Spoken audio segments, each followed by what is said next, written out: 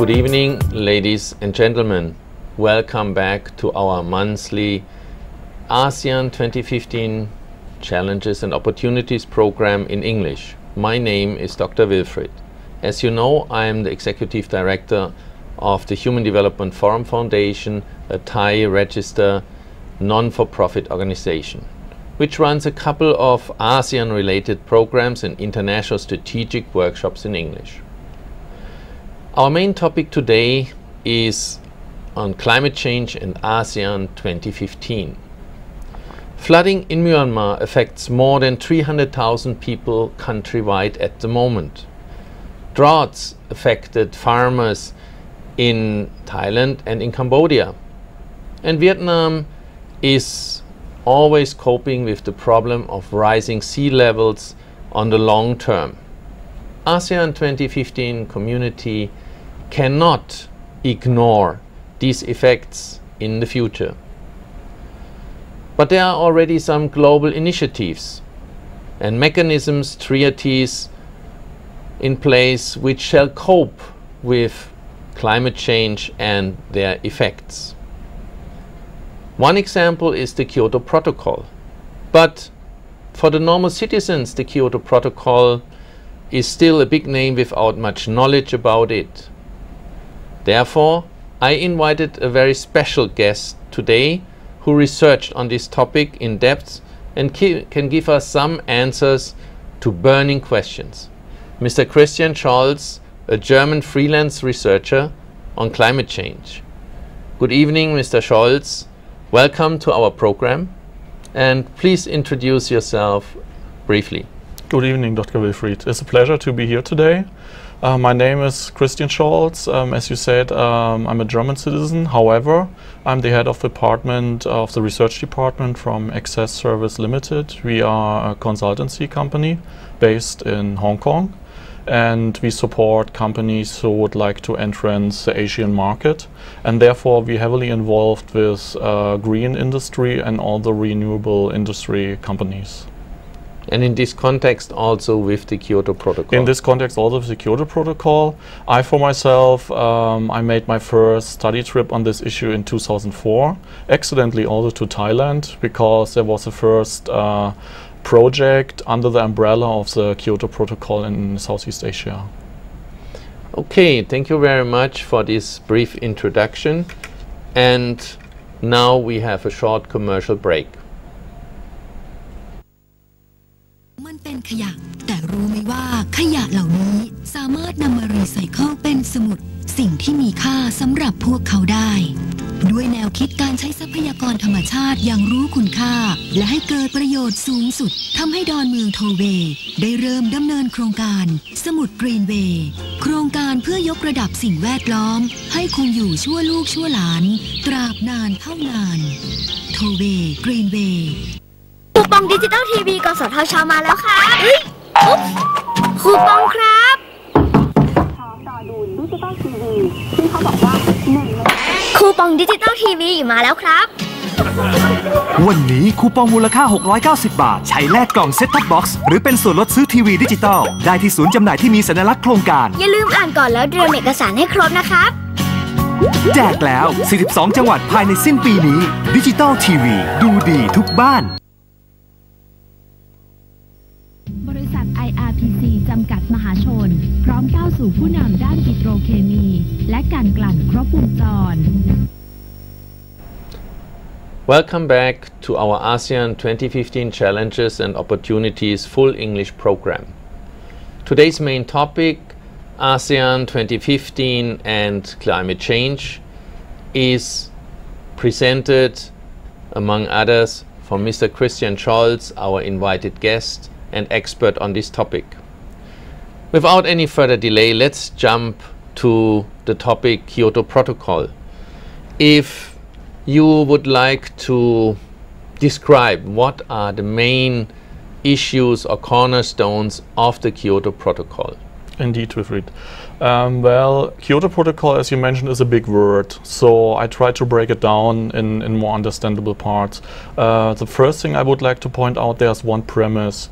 There is global warming on that planet, and that global warming is caused by human action. mainly industrialization, by sending greenhouse gases into the atmosphere. So mankind actually is aware of that problem latest by the mid-50s. Anyway, you know, it reminds me also of a story. May you know that story of anybody, somebody, and nobody. You know, anybody know that somebody should do something, but nobody actually did it, and that has been also a long time on the issue of climate change. Nevertheless, around the late 90s, the United Nations pushed that issue. And on 1997, the Kyoto Protocol was signed actually in Kyoto, Japan. And the main idea is to reduce the greenhouse gases, the greenhouse gas concentration in the atmosphere as a cause of global warming. That is the main idea. To do that thing actually is quite complicated, but I think we will talk about that a bit later. Okay, so global warming is caused by, as you said, human action. So what humans, or what ASEAN humans can do to help to reduce climate change or greenhouse gases? First of all, I would like to point out that global warming is a global issue. So it can't be solved by one single country. It can also not solved by a group of countries. It really has to be solved by the whole human mankind, basically. Nevertheless, cooperation is a point what we need here, and ASEAN as a cooperation of 10 countries actually have big opportunities, because when we talk about the Kyoto Protocol, they're also kind of flexible instrument which can link highly industrialized nations, for example the United States or Japan, to regions which are still in the development, especially like the ASEAN countries. Okay, so linking up developed and not so far developed countries. Let's give a concrete example. So Germany and Indonesia, how they can cooperate in reducing greenhouse gas. Okay, let's talk about that indeed. I would like to give anyway one idea, one theoretical idea of the Kyoto Protocol. There are currently 192 states who signed the Kyoto Protocol. I have to say there are also some backdoors. For example, the United States, they have signed the Kyoto Protocol, but it's not ratified. Or another backdoor is that Canada first joined the Kyoto Protocol, but withdrew in 2012. Nevertheless, you see that the issue is highly discussed. May you remember the speech from President Obama last week ago, who addressed climate change and said we have to do something. In the framework of the Kyoto Protocol, as I mentioned, the idea is to lower the greenhouse gases. Every country is responsible for itself at the first point. Nevertheless, countries should cooperate. There are so-called flexible mechanisms in the framework of the Kyoto Protocol. And one example I would like to pick out and explain indeed is a so-called joint implementation, which means the cooperation of minimum 2 countries. And the idea is to maximize the effect. For example, we talked about Germany and Indonesia. Let's say it that way. I run a company in Germany producing aluminium. You run a similar company in Indonesia, right? You know, producing aluminium is quite energy consuming, and you will produce a lot of greenhouse gases. We are in Germany. We, I'll say it that way, the Federal Republic of Germany signed the Kyoto Protocol, and in the first phase we said we want to reduce 8%. In a second phase, we want to produce even 20% of the greenhouse gases. That means in concrete, we invested a lot of money in new technology. Coming back to the aluminium factory, we put a lot of filters on the factories to reduce the harming gases. Well, I have a budget of 100,000 euro. I want to invest something. I can buy some more filters for Germany. But honestly, I have already a lot of filters. So with this 100,000 euro, the effect will be very, very small. Yeah. But if we can come to an agreement and I use the same amount of money and we set the filters on the factory in Indonesia, the effect will be much more. The money will be much spent wiser. And since I pointed out in the beginning, it is a global issue. It doesn't matter if the filters are in Germany or in Indonesia. They should be where the most effective. In that case, Indonesia. That is one of the idea of the flexible instruments, joint implementation, where different nations work together.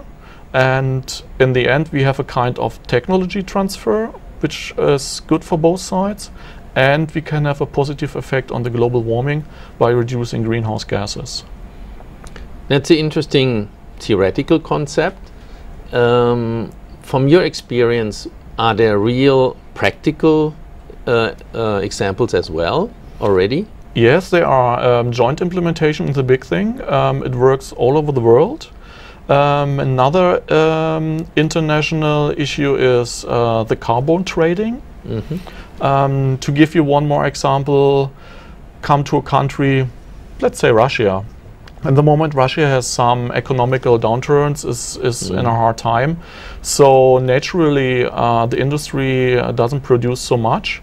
So the carbon greenhouse gases go down by just shutting down companies, right? And another country, let's come back to Germany, economically is quite well. So we have a lot of industry running, we produce a lot of greenhouse gases. Actually, we can buy some carbon rights from Russia because they don't emit it anyway, and that can be transferred to Germany, that everybody has the same level in the end what they agreed in the Kyoto Protocol. So this means you can buy and sell carbon certificates? Yeah, emission rights, certificates, you can call it like that. And it's meanwhile a global market and works quite well. And this means if I sell carbon certificates to you, I have to reduce my own carbon output, right? Yeah, right. Okay. And other ones who buy that, they can produce more? Yeah, right, exactly. Okay. So coming from the global back again to the national, you said the nations are responsible. It comes to my mind, as you are German, that Germany now has the lead in renewable energies. And so with these renewable energies, a lot of new technology comes up. Can you explain a little bit the main pillars of this new renewable energy and the technologies behind? Yeah, indeed, my pleasure. Actually, I would like to take you back a bit in German history in the late 80s and 90s. We had a strong discussion in Germany already about energy consumption, about the use of nuclear power, and also the development of new energies, green energies, renewable energies.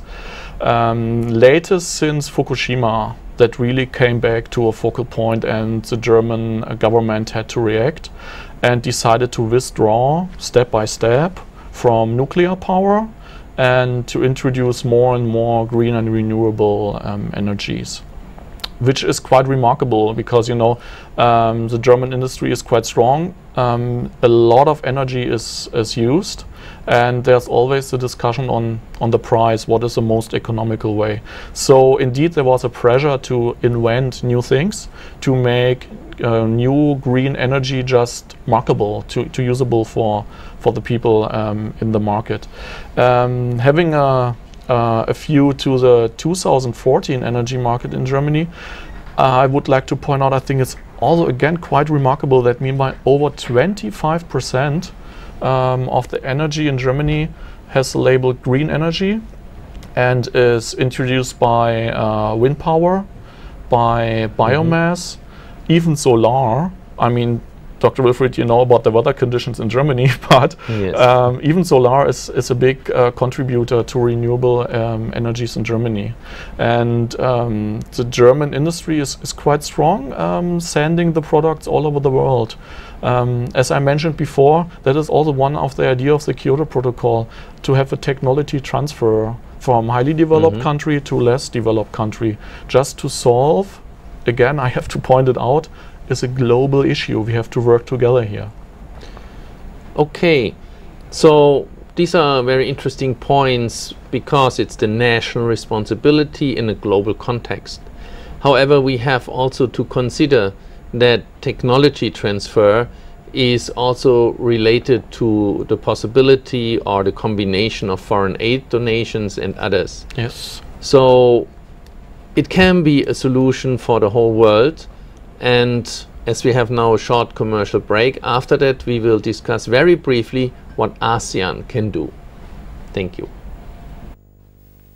มันเป็นขยะแต่รู้ไหมว่าขยะเหล่านี้สามารถนำมารีไซเคิลเป็นสมุดสิ่งที่มีค่าสำหรับพวกเขาได้ด้วยแนวคิดการใช้ทรัพยากรธรรมชาติอย่างรู้คุณค่าและให้เกิดประโยชน์สูงสุดทำให้ดอนเมืองโทเวย์ได้เริ่มดำเนินโครงการสมุดกรีนเวย์โครงการเพื่อยกระดับสิ่งแวดล้อมให้คงอยู่ชั่วลูกชั่วหลานตราบนานเท่านานโทเวย์กรีนเวย์คูปองดิจิตอลทีวีกสทช.มาแล้วค่ะคูปองครับต่อดูดิจิตอลทีวีที่เขาบอกว่าคูปองดิจิตอลทีวีมาแล้วครับวันนี้คูปองมูลค่า690 บาทใช้แลกกล่องเซ็ตท็อปบ็อกซ์หรือเป็นส่วนลดซื้อทีวีดิจิตอลได้ที่ศูนย์จำหน่ายที่มีสัญลักษณ์โครงการอย่าลืมอ่านก่อนแล้วเตรียมเอกสารให้ครบนะครับแจกแล้ว42จังหวัดภายในสิ้นปีนี้ดิจิตอลทีวีดูดีทุกบ้าน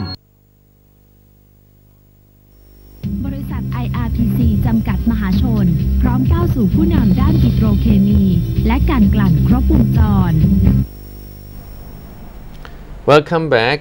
Here's the ASEAN 2015 Challenges and Opportunities program with Dr. Wilfried. Today's topic, ASEAN 2015 and climate change with our German expert, Mr. Christian Scholz. As you already explained some main ideas like nation responsibility but global working, cooperation as a key point, and of course human activities are key to the reducing of greenhouse gases. What would be your final statement? Well, Dr. Wilfried, let me tell you a very little story. It's about heaven and hell. A person was sent to hell and was actually surprised because he's a big table full of food, music is playing, but the people they're sitting really starving and don't feel so well. And he asks the people, so that is hell? I'm amazed. You have everything, you have food, you have music, but why is your condition so bad? And then one person said, well, we are allowed to eat everything, but we have to use these 2-meter long chopsticks. So, and sorry, it doesn't work, so I starved to death. Next day he is sent to heaven. Almost the same scenario. Big tables of food, music is playing, but the people are really happy, enjoying, having a good time. And again, he asks, so that is heaven, how you manage, how do you get the food? He said, yeah, we also have to use these 2-meter long chopsticks. But you know what, we just feed each other and everything works quite well. And I think that is also my conclusion when it comes to climate change and the Kyoto Protocol. We have to work it together, we have to help each other. That's a great statement in the end, and I would like to thank you very much for your time to come by. Key point in the world is cooperation. Individuals cannot help alone, but each individual make a difference. This concludes our program today. I would like to thank you again, Mr. Scholz, for coming by, and I would like to thank the teams before and behind the cameras. And we see each other next month again. Good evening, goodbye.